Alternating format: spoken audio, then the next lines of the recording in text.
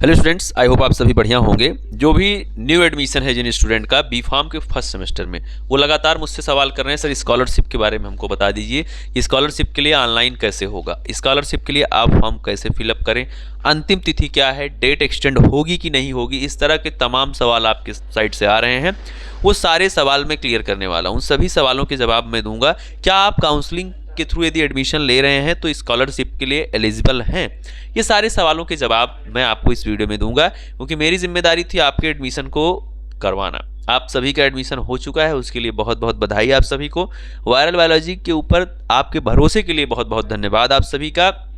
अब यहाँ पर जो पॉइंट आता है वो आता है आपके लिए स्कॉलरशिप। देखिए, यूपी स्कॉलरशिप वही है जो सबके लिए होती है, वही आपके लिए भी, चाहे बीए बीएससी वाला हो, चाहे कोई भी हो। यदि आप उत्तर प्रदेश में हैं, उत्तर प्रदेश के निवासी हैं, तो ये स्कॉलरशिप आपको मिलेगी। जो यूपी के होंगे उन्हीं को ये स्कॉलरशिप मिलेगी। जो भी कैंडिडेट बाहर के होंगे उन्हें स्कॉलरशिप की सुविधा नहीं मिलती है। ये तो आपको पता ही होगा कि इसके लिए यूपी का डोमिसाइल होना मस्ट है। यदि आप बाहर के हैं तो वो आपके स्टेट में क्या रूल है स्कॉलरशिप का, उसके अकॉर्डिंग मिलता है स्कॉलरशिप। जैसे जम्मू कश्मीर वगैरह के बच्चे बहुत सारे हैं, या फिर बिहार के हैं, तो वो अपने यहाँ के जो नोटिफिकेशन है स्कॉलरशिप के लिए उसको पढ़ें, उसके अकॉर्डिंग वो उनकी जो गवर्नमेंट होगी, उनके यहाँ की जो स्टेट गवर्नमेंट होगी, वो स्कॉलरशिप देती है और उसमें सेंट्रल गवर्नमेंट भी कुछ फंड देती है। इस तरह से वो स्कॉलरशिप ले सकते हैं। लेकिन जो यूपी स्कॉलरशिप है उसके लिए वो पात्र नहीं होंगे।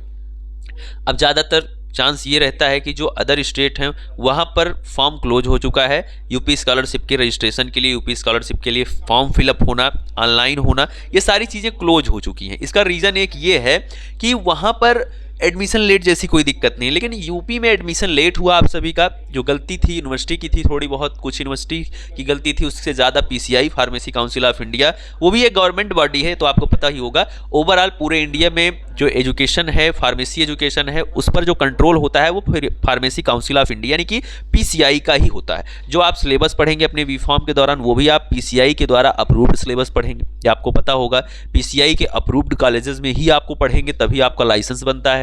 ये सारी चीज़ें होती हैं। तो ये सब कुछ जो इफेक्ट हुआ वो गवर्नमेंट बॉडीज़ की वजह से इफेक्ट हुआ, जिसकी वजह से स्कॉलरशिप की डेट को बढ़ा दिया गया है।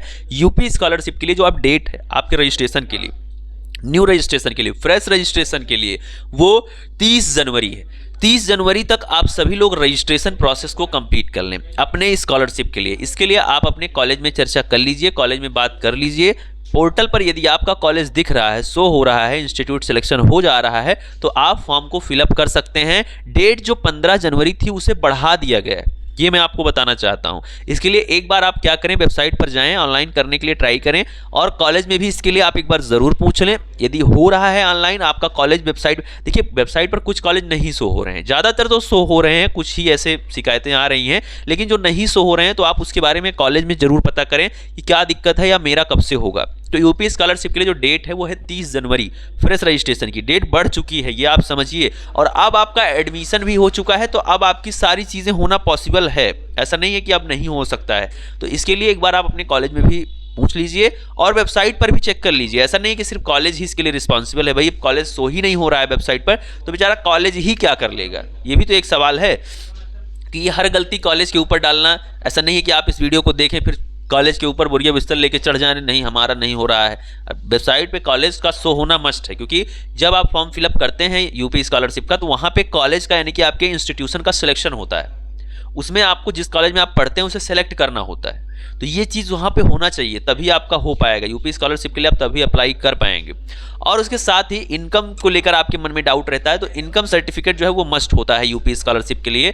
यदि आपके पास इनकम सर्टिफिकेट नहीं है तो आप फॉर्म नहीं फिलअप कर पाएंगे। ये चीज़ ध्यान दीजिएगा। एडमिशन भले ही हो गया तो उसे ही मिलेगा यूपी स्कॉलरशिप जिसके पास निवास प्रमाण पत्र होगा उत्तर प्रदेश का, आय प्रमाण पत्र होगा कम से कम पैसों का जो भी है। ऐसा नहीं है कि 1 लाख रुपए का है तो नहीं होगा, 1.5 लाख का है नहीं होगा, तब भी स्कॉलरशिप आ जाती है, ऐसी कोई बात नहीं है। तो आप सभी लोग अपने फॉर्म को फिलअप कर लें। कोई आपका डाउट है तो आप कमेंट में ज़रूर डालें। बाकी कॉलेज में एक बार आप बात कर लीजिए, एक बार पहले फॉर्म को फिलअप करके देखिए पहले कॉलेज आ रहा है कि नहीं। रजिस्ट्रेशन के लिए आप एक बार कॉलेज में पता कर लीजिए क्या मैं रजिस्ट्रेशन करूँ, अब तो एडमिशन हो ही गया है। तो यदि वो कहते हैं कि हाँ आप कर लीजिए, और फिर आप वेबसाइट पर चेक भी कर लीजिए एक बार कि हाँ आपका कॉलेज शो हो रहा है, सारी चीज़ें व्यवस्थित है, तो आप कर सकते हैं। बाकी डेट फिर से बढ़े इसकी संभावना है भी और नहीं भी, क्योंकि ऐसा कुछ नहीं है कि डेट 100% अब बढ़ेगी, फिर इसके बाद भी 30 जनवरी के बाद भी बढ़ जाएगी, बढ़ भी सकती है, मैं नहीं कह रहा हूँ। यदि दिक्कत आएगी, कॉलेज नहीं शो होगा, तब तो चांस है कि बढ़ेगा, लेकिन यदि कॉलेज शो हो रहा है, सारी चीज़ें व्यवस्थित हैं, तो बहुत ज़्यादा डेट बढ़ने की कोई बहुत ज़्यादा उम्मीद नहीं है। इसीलिए आप समझ लीजिए,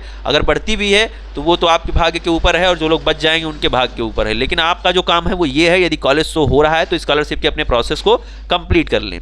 और साथ में आप सभी को जो पढ़ाई लिखाई है आपका इस चैनल पर होगा, वो सारी चीज़ें डिस्कस की जाएंगी। मिलते हैं नेक्स्ट वीडियो में। Thank you, love you all, नमस्कार।